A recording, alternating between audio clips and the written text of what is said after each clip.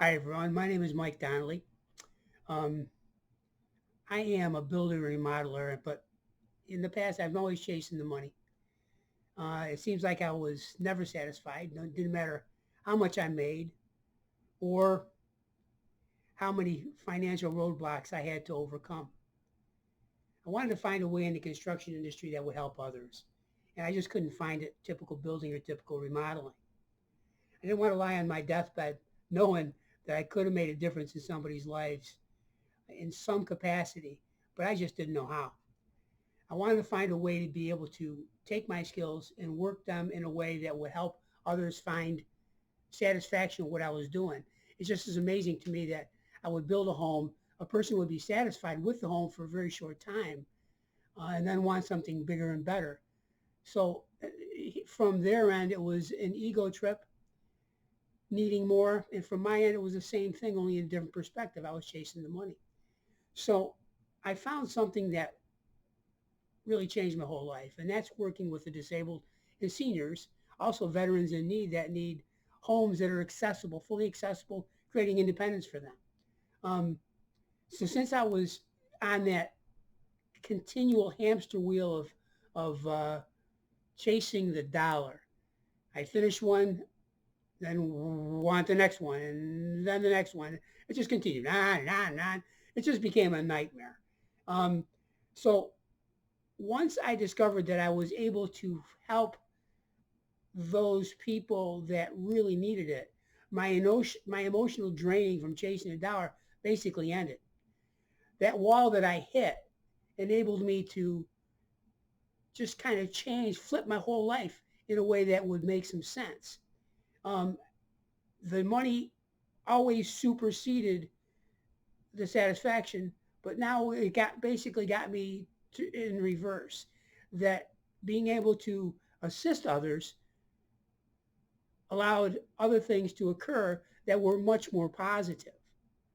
So something happened, it just completely illuminated what I should be doing with my life.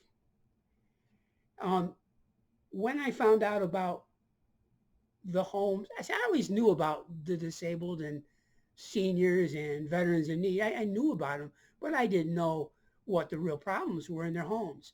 I had no concept of what accessibility really meant, wider doorways or roll-in showers or entries that they didn't have to step up over. And there's just a whole list of stuff that these folks really need and weren't able to get an answer to. So since I was able to see that and find out about that, educate myself to it, it was illuminating to me, enlightening to me that because I was chasing the money, I wasn't putting things in a proper perspective. By putting other people's needs first, it enabled me to realize that in reality, money becomes actually more, I guess, flowing if you help people first. So you put others' lives first, and then the money comes. It's the old give and you shall receive scenario. Boy, does it ever make any sense to me. So I completely changed when that epiphany occurred to me. I completely changed my business plan from building a typical home or remodeling a typical home to doing one that was extremely beneficial to helping others in the disability, senior, and veteran in need world. So all of a sudden now, because they became satisfied with the work that I was doing, it changed the way my satisfaction level went.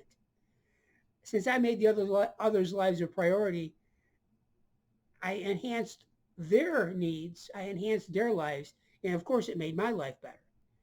So, what I realized that the secret to overcoming many of the financial roadblocks that I've had in my life, and/or realizing that the money being made was not one that was truly satisfying, it enabled by changing another person's life, it enabled me to be able to change mine in a financially beneficial way, but mainly because I was helping others.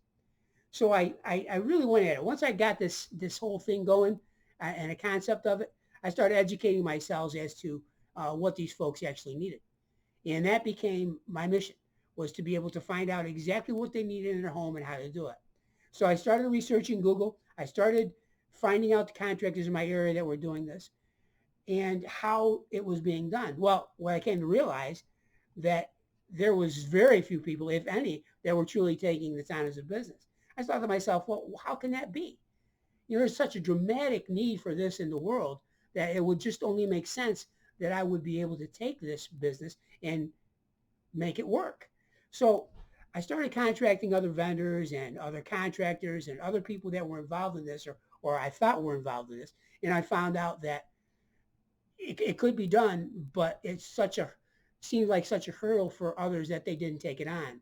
Well, I said, I just made it a mission. I said, heck with it. I'm going to go for this no matter what it costs to do. So there was still a problem.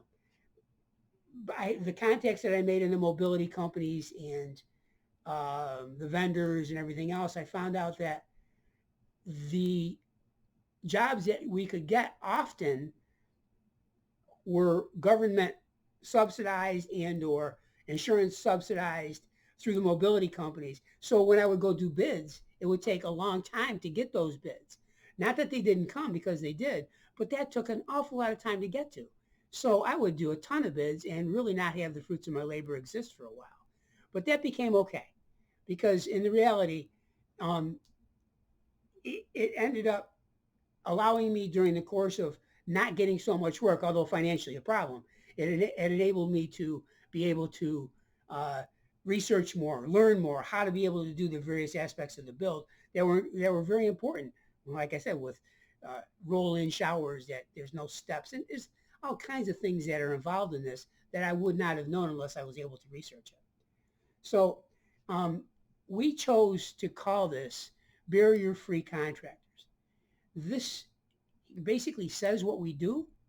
And in that saying, it shows that we're willing to take a home that is basically accessible, that is an accessible problem, that has obstacles and barriers to overcome, and then change those barriers so that these people can work with it. We thought if we could change uh, the lives and the accessibility for their home, it would just dramatically increase the comfort and livability for that individual. So in a constant effort over a course of a year, I was able to learn how to do this stuff, become pretty adept at it because I have such a large background in construction anyways. And then, of course, enable those people to have a better life. I can now say this, okay, with absolute conviction that my life has a true purpose, because we're able to work now with mobility companies and getting jobs, and now private jobs too, which people pay for, which is great. We're able to have a business that flourishes in a way that makes a ton of sense. So we were able to achieve the following. Um, and one thing that's really interesting is achievement no longer means monetary success to me, as I said earlier. What it means is the fact that we're able to achieve satisfactory results for those that need it. And because of that, my level of satisfaction goes up, and that therefore my concept of achievement means that I'm able to help others. So we created this fantastic mission through barrier-free contractors and others that we're working with to generate that daily purpose, to get up in the morning, to be able to be excited about where we're going, and to be able to change and help the lives of others. And in the end, all of this means is this, that I'm able to finish my life with a flourish, to say on my deathbed that I gave it everything I had to change the lives of others, and hopefully that will gain me what's needed for my afterlife. Thank you.